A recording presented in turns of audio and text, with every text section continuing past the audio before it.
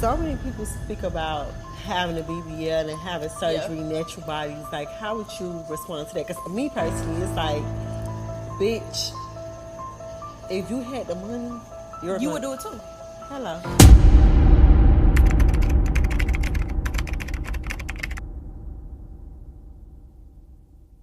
Hey you guys, welcome to my channel if you're new here, or welcome back to my channel if you're a returning user. I'm Niyah Tashay and this is my commentary video. As you can see by the title, we're going to be talking about BBL. Why are celebrities warning their fans against getting BBLs? Why are BBLs going out of style? Where is this coming from? And we're going to dive right into it now. So I'm going to break this down into 4 main talking points because, you know, I like to put things in order. So let's get started. The first talking point would be, what is a BBL? The BBL is a Brazilian butt lift, commonly known as a BBL. It's a cosmetic procedure designed to reshape the buttock, often coupled with liposuction. During surgery, fat is extracted from various body areas, such as the stomach, thighs, or back, and then injected into the butt through small incisions. This results in a slim, thick aesthetic, accentuating a well-defined carved-in waist and a round and prominent and elevated butt with a disproportionately higher amount of fat than the rest of the body. The surge in popularity of the BBL coincided with the rise of social media, transforming the previously discreet nature of celebrity surgeries. The era of social media and the parasocial relationships brought celebrities closer to the public, revealing details about their lives and their procedures. Consequently, BBL procedures increased by 77.6% since 2015. Many individuals, including rappers, singers, models, and everyday people, opted for this surgery, particularly due to its affordability in locations like Miami or the Dominican Republic. The trend became so widespread that specialized hotels for BBL patients emerged, offering care for up to a month post-surgery. TikTok showcased a shift in content featuring women displaying bloody bandages alongside live videos of surgeons performing the surgeries, garnering millions of views. Celebrities also embraced this trend, documenting their body transformations. I was working in an airport in 2019, and boy, can I tell you, when I would have Miami flights, the amount of people that would be in wheelchairs or that would be flying back from getting a BBL. While those initial years saw many women delighted with their enhanced figures, a recent trend has emerged where some women are opting to reverse their BBL procedures. The reasons behind this shift are some I like to explore. Pressure. Many women may never openly admit to getting a Brazilian butt lift due to the pressure or the sense of conformity within their circles. Notably, celebrities like Latto and Queen Niyah have candidly acknowledged succumbing to this pressure. Because you're never going to be good enough for the outsider's eye. That's true. When I didn't have my surgery, they're like, oh, she's so bad-bodied and she shaped like her white side. What the fuck do that even mean? For real, what do that even mean? Oh my God. And then when I got the surgery, it's, oh, she's botched. Oh, it's too heavy. Right. It ages her. You can never win. You're never going to win. So just find peace within yourself. Whatever you want to do. Right. One thing I wish I never did.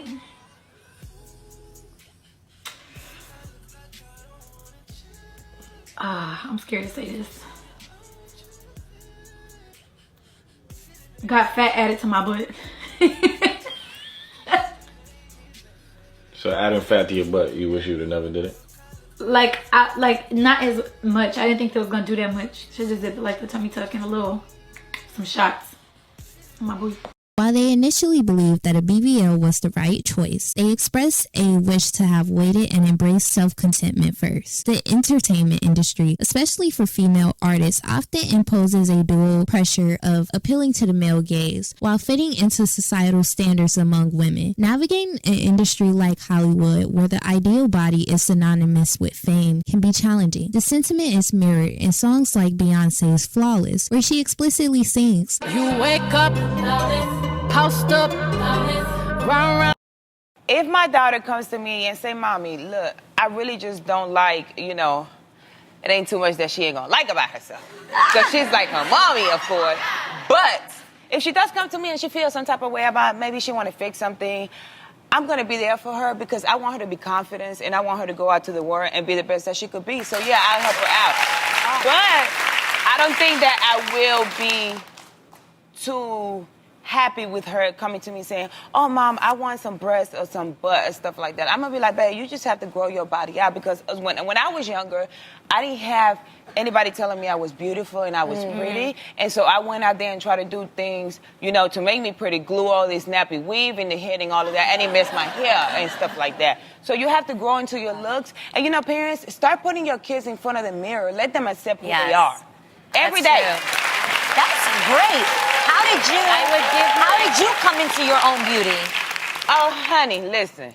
When I was like 17, I was like, wait a minute, honey, I'm cute. Number 2 is the maintenance of BBLs. The initial pressure to get a Brazilian butt lift to align with the curvaceous figures of industry women has evolved into a new challenge: maintaining the shape. Many individuals who underwent the first round of BBLs didn't anticipate the substantial cost involving the sustaining of that specific physique. Some share their experiences of gaining additional weight post-BBL, then attributing it to a decreased focus on fitness post-surgery. Assuming that the procedure would serve as a sufficient substitute for regular exercise, people stop caring for their bodies. Failing to maintain a BBL can lead to weight loss, accumulation of new weight in undesired areas, creating a cycle of ongoing adjustments to achieve what is deemed as the perfect shape. Let me let you in on a little secret, boo. Your fat does not know it is no longer in your belly. So if you used to eat and the first thing to gain weight was your belly, guess what? When you eat, the first thing to gain weight is that fat that was in your belly. And where is that now? In your booty. Never too late to feed the fat. Just make sure you feed it great options. Love salmon. Love chicken thighs are very good. Protein shakes. Make sure it's good fat. The list that I gave you, make sure it's good fat. That's the only thing, because you don't want it to give you a pudge. You want the booty big, but you want to keep the snatch. You know what I'm saying? What happens if you gain weight after BBL? Let's talk about it. And I know exactly how this goes because I myself gained like 10 to 15 pounds post-op, which is why I don't really look the same. I don't look, I don't look snatched as much anymore, but it's okay because, I'm a woman. My body changes. So basically, my stomach is still flat. I feel like if I wouldn't have gotten my BBL, I would not have a flat stomach at all. So basically, the places that were not affected by the BBL, they did grow. Like my arms, my legs, my breasts, my face, Other than that, like my stomach is still pretty flat. I might have, I'm a little like loose a little bit. But if your doctor does a good job on transferring your fat cells, then there's not many fat cells here to grow, Numerous celebrities opt for 2 to 3 rounds to BBLs. The fear of public scrutiny and potential mockery for having an unsatisfactory BBL motivates some individuals to consider reversing their procedures. The quest for the ideal Coke body can thus be financially and emotionally taxing. My next point is the changing trends. The resurgence of Y2K fashion and beauty aesthetics championed by celebrities like Bella Hadid and Gen Z's fascination on TikTok has influenced the perception of certain body types and specific body parts. The cyclic nature of trends, typically running into 20-year cycles, has seen a shift towards minimalism and natural beauty. I might get some hate for this, but this is 100% the truth. BBLs attract poor men, broke men, same thing, no different. Because from what I know, a lot of wealthy men like women with natural bodies. And don't get me wrong, there is nothing wrong with getting a BBL at all. But I know a lot of women, they'll go into Tijuana and they'll go to different countries to go and get a BBL because they assume that this will attract men with more money. I'm sorry. But that's never the case. It really isn't. And maybe there's at least like 2 or 3 of them that are okay with it. And that's like really, really rare if you're really lucky. But for the most part, from what I know, a lot of wealthy men like a lot of natural things. Especially when it comes to like nails or the way that you look from your face or the way that you're presenting yourself. Because from what I know is a lot of wealthy men say BBLs scream loud and crazy or whatever. And like I said, nothing wrong with getting cosmetic procedures done. But that's just the cold hard truth. With the rise of social media and economic shifts promoting frugality over excess, there is a notable inclination toward saving rather than spending. Amid economic changes impacting travel and fashion, some celebrities such as Kim and Khloe Kardashian chose to reverse their Brazilian butt lifts. Nicki Minaj undid her breast enhancements. No. I just realized just this moment that actually there was something good that came out of this. It's what really cemented the fact for me that I had to get my breast reduction. I did my fittings and stuff. I told them I loved this hat. I loved what the outfit was giving. But I said, you guys, listen, look, these boobs are gonna be spilling out. And by the time we were ready to go, I looked in the mirror, I said, guys, my boobs are still spilling out. And Naomi Campbell was walking in and out of the room looking at me like, girl, let's go. I knew before we even left the room that the boobs were about to have a night of their own. Or, you know, and remember, social media was just beginning when I started. So I was like everybody, I was a lot of people's guinea pig. I was one of the first people to be shitted on the internet, on social media, like non-fucking stop. Every day I would go on and it was some new story, made up story, or you know, bad picture, or you know, it wasn't acceptable to have surgery at all or anything, even though, and at that time I had never had surgery. I had ass shots, which till this day I realize even what I did, and even with me not consulting with anyone to do something like that, how insane that was. Like, it's not that you go to a doctor, a professional person. No, it's some random person. Yeah, shorty in the Bronx. Comes in. I was in Atlanta Queens. at the time. And actually what happened was I kept on being around Wayne and them. And at that time, you know, Wayne, he always talking about big booties, and or Wayne would have like a new chick in the studio every session. So it was always a new big booty. Creative support. That's what I like to call it. A new big booty there. A muse. Right. Actually, yes. Actually, it was. They were his muses. You like to look to the side and see something with some ass sitting there while you're trying to come up with a line. That's right. And yes, I want to make sure I don't downplay those women, because they have a big part in the journey of a rapper's career. You know what I'm saying? Because when they are out there, they would give him that fuel. You know, them smiling, them listening. You know, he would do stuff and then just see organically what they would respond to, right? All of those things. So they were his muses, but I just was around them all the time, and I was like sister. I was like the little sister with Wayne and Mac and all these boys, you know, J Mills and Gutta and all of them. And all I would hear them talking about is big butts. And I didn't feel complete or good enough, good as those girls, because I'm like, oh my God, you know, this is what you're supposed to look like in the rap culture, and I don't look like that. And now. But that was you telling yourself that, and not anyone else saying that to you. No, yeah, they never told me that. Well, no, I'm lying. I think Wayne, and I think they said stuff sometimes jokingly. Jokingly. But to a young girl or up-and-coming rapper or anything like that, when it's from someone like Lil Wayne, it matters, you know, like, so even if they're joking, they don't know that the person that is there in that room with them is not finding it funny. They're thinking that, and this now that I'm older, I understand.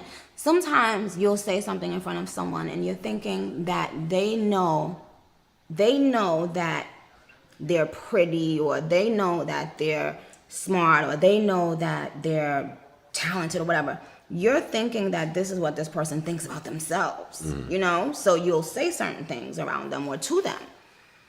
But a lot of times you don't know how insecure a person is or Due to COVID and the rising prices of everything, including food, housing, and insurance, there is a broader cultural shift away from maximalism. The world faces challenges of affording the maintenance costs of medical procedures. Financial disasters prompt people to cut travel costs, and many people after surgery can't risk to travel without affordable health care. The practice of flying after surgery, common amongst some, is generally discouraged. Yes, exactly. So in the early 2010s, a lot of celebrities were getting the BBL look. This really started to become popular after Kim K and the Kardashian clan. But then in the late 2010s, there was more awareness on the BBL. People understood the surgery. There was also more bad press on the BBL. There was like cautionary tales, etc. But the difference between today and the plastic surgery world we had before the internet and social media is the fact that we can find the doctors the celebrities went to. We can figure out where the celebrities went, like the DR or Turkey, to get their bodies done. And as we saw in 2020 or 2021, there was an uptick of people getting the BBL surgery. So at this point, the BBL is not a mystery and it is achievable. So people are going to specific doctors they saw on Instagram or heard through the grapevine and are getting the work done, right? But now if we see a BBL, we know what a BBL looks like. So we know if a celebrity has gotten that surgery. They may also get criticized for having the BBL procedure, but also they are on the same level as somebody who went to the DR to get that work done and they look similar to them, right? The goalpost is always moving. But now that when we're talking about the mainstream women in the forefront, the mainstream women that are celebs in the forefront, especially if you focus on just the Black women who have come out in the last few years, they're praised for their natural body, and they're praised for their natural body because it's in line with desirability politics. Again, nothing wrong with, I'm not saying there's anything wrong with these women.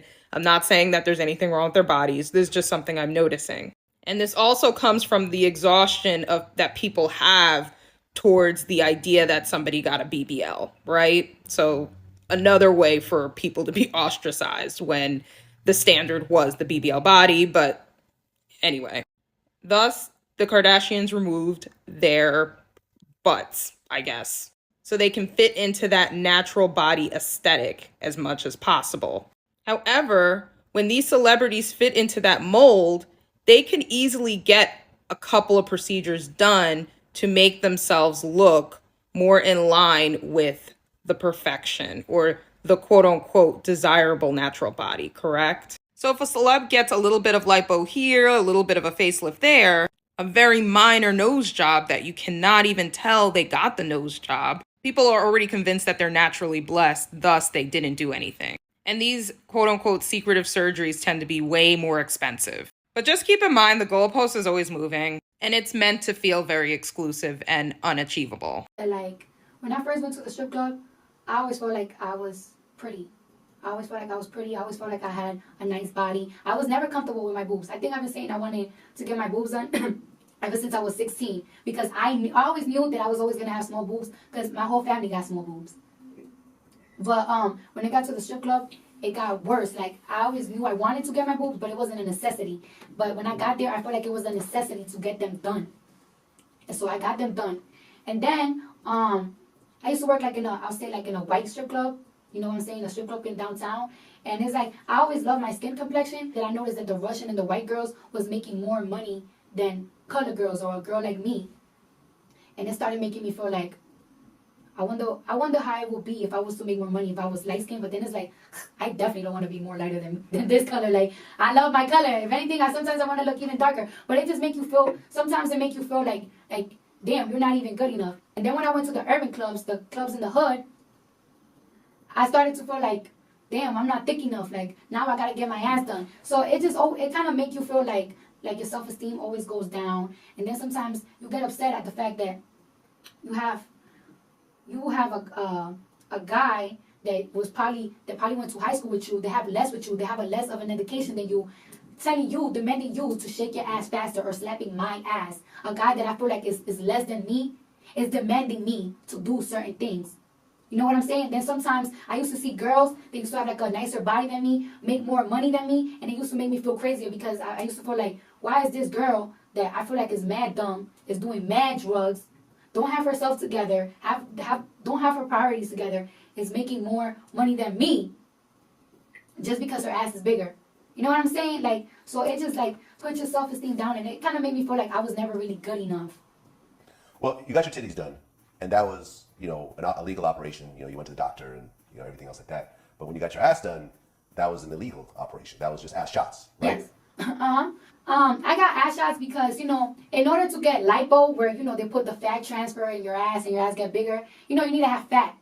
And I did not have no type of fat. Like, I'm naturally skinny, and then me stripping, I used to get popping in that pole. You know what I'm saying? So I had super six packs, no fat in my body. I had enough fat to put some in my ass, but I was desperate to have a bigger ass. And then almost every girl was going to this lady that was getting the shots in Queens, and it's like, well, give me her number and hook me up. And it's like, I did what I did. And well, I mean, did you think at some point, like, okay, this is actually dangerous. Like, I could potentially die from doing this, or I could get messed up. Like, you know, people have literally died from these types of shots because they're not FDA approved. Yeah. You see what I'm saying? And it's not done by doctors. You know, like, I remember once we put up an interview of a woman who lost her arms and legs from getting shots done. So, you know, you want to get money, you feel a certain type of way, but you got your health, and the health is really all you got. So how was that decision kind of put together? Well, you know, when half of the strippers and the bartenders in New York City have illegal ass shots that is done practically by the same person, it's just like, yeah, I heard that some women died of it, but it's like, what are the odds? Like, what are the odds it's gonna be me? Like, what are the odds? I mean, I could have died with getting my boobs done, you know? It's just like, it was on some what are the odds type of thing. The only thing was that when I was getting my ass shots, I was awake, and I almost passed out. Like, I was like, I feel like I'm about to faint. Like, I was saying to the lady, and she's like, well, you only have one ass cheek done. So she gave me some milk and some cookies, and then we just continued the procedure. And my next point is BBLs started from a commodification of black bodies. The commodification of black bodies date back to the mid-1800s, with the integration of black Americans in Europe and America after slavery. White women fascinated by the allure of black women's bodies participated in exhibits reminiscent of zoos. Exemplified by Sarah Bartman, released from slavery, black women's curvaceous bodies inspired the European corset, a fusion of European fixation with the African body, and the combination of a bustle or corset created an idealized representation of female identity. In the mid-2000s, a second wave of white interest surged with the rise of entertainment and media, focusing on figures like Blacchyna. This trend shifted from conservative curves to a pursuit of the perfect hourglass shape, influenced by celebrities like Kim Kardashian post BBL. However, it's crucial to emphasize that black women's bodies are not trends, and they never will be trends. Throughout history, black women have had diverse body shapes influenced by climates and genetics. The evolutionary distribution of fat is different for black people of African descent. Our bodies are shaped by the warmer climates. I would also like to add that throughout history, we have had many different shapes of black women, but naturally, on the continent, due to the fat distribution based on the climates people come from, people of European descent have more evenly spread fat because of harsher winters and falls and needing more insulation. People who descend from warmer climates, like Africans or Latinos, distribute fat away from the vital organs to keep them from overheating. It's evolutionary. And while that's how it began, many people of African descent have dispersed throughout the diaspora, and now food, genetics, culture, and everything else definitely plays a part in how we are shaped. We are also not a monolith, and attributing curves to every single black woman in this era would just be hyperbolic. That immense pressure is why so many black women are losing their lives today, due to the idea that to lack curves is to be shaped like a boy or like a white person. This is why when white people do have curves, they're treated with the same energy of being exotic due to them being a rarity in their So BBL stands for Brazilian butt lift. And essentially it is taking fat from a different part of your body and injecting it into the butt. And upwards up until a few years ago, we thought that this was the safest way to enhance the buttocks. And as we know, our society and our culture, it's really focused on the derriere. Unfortunately, studies have now shown that it has the highest mortality rate, death rate, in all of plastic surgery. There was a study that showed that literally 1 in 3,000 women who undergo this surgery die from it. And these are healthy pre-screened women. So these aren't healthy, like these are young women. Folks, yeah. often they're young women of color who want to undergo this operation. So I don't think that it's not a safe operation. I think there are unsafe ways to perform it. And in general, there are plastic surgeons around the country who do, that's almost all they do is Brazilian butt lifts. And they do it very safely because they know where you can inject the fat, which is in the subcutaneous layer, which is above the muscle, and where you don't inject the fat, which is below the muscle. But where I caution patients is to be very careful if the person who's doing it on you is not a true expert in it. You don't want somebody dabbling in your butt. You want only a true expert to do it, because when somebody's dabbling and they don't know those planes very well, that's when people die. And I describe it as kind of like the Death Star, where like you get these two missiles that go right to the right part of the Death Star, and the Death Star whole thing blows up. That's what a fat embolism can be, is you get fat that is injected into a blood vessel and it goes right to your heart and your lungs, and you die like that. You know, as you know, Dr. Mike, it's crazy how fast people can die from it. And the even worse thing is these are young, healthy women who undergo this operation. It's scary. Yeah, because prior to this, my knowledge of fatty embolisms came from, femur fractures. And now we're talking about it with Brazilian butt lifts. It's scary with young, healthy women losing their lives from an elective procedure. That's something that people really need to take into consideration when going for a procedure of the caliber. I will say, Dr. Yoon, I never thought on this channel I would hear a fellow physician say that you don't want someone dabbling in your butt and it actually be an accurate medical statement. So well done on that. What about complication rates with BBLs, liposuction?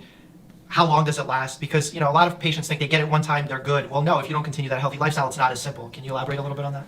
I think the issue with the BBL too is that some doctors are injecting massive quantities of fat into the buttocks. Now, when you're young and you've got young, tight skin, and somebody injects a liter of fat into each butt cheek, your skin may be good to hold that up. But as we all know, as we get older, that skin gets looser, and those ligamentous connections get stretched out, and they're not as strong and taut as they used to be. And what we don't have are examples of how women are 20 years later, 25 years later, after a Brazilian butt lift, where a liter or a liter and a half of fat has been injected into their butt. How's it going to look like at that point? Is your butt going to be sagging over the backs of your thighs? What's it going to look like? You have to, whenever you consider these procedures, really take into account kind of, how you're going to be later on. It's funny because I get patients who are in their 30s who want cosmetic treatments, and they say, oh, when I'm 40, I won't care how I look. And then people who are, they're 40, they go, oh, when I'm 60, I won't care how I look. And then I get people who are 60, like, oh, when I'm 75, I won't care. We always care. Yes. It doesn't matter. We always care how we look. So you have to always look at the future. My last point would be that people are opting out of getting surgeries altogether because it's dangerous. Rest in peace to DC Young Fly's baby mother who just lost her life last year. Rest in peace to Kanye West's mother, Donda, lost her life liposuction. Within surgical circles, the Brazilian butt lift has earned the reputation of being the deadliest aesthetic procedure. And despite calls for improved outcomes, recent data indicates that mortality rates are increasing, particularly in South Florida. Osminio and his colleagues conducted an analysis revealing that the factors that make South Florida a perilous location for BBL procedures, also known as fat grafting. Their studies focus on 25 BBL-related deaths resulting from fat grafting, where the fat globules travel through the bloodstream, causing circulation of blockages that can lead to respiratory failure or death. Surprisingly, most deaths occurred after efforts were made by plastic surgeon associations to enhance the safety of the procedure. So as people are opting for safety, the increasing number of people are coming out and warning other women. Celebrities like K. Michelle openly sharing the horrors of getting fillers and the subsequent removal due to health issues contribute to a growing trend of people choosing to avoid invasive surgeries. As concerns about the safety of such procedures arise, individuals are opting for non-invasive alternatives.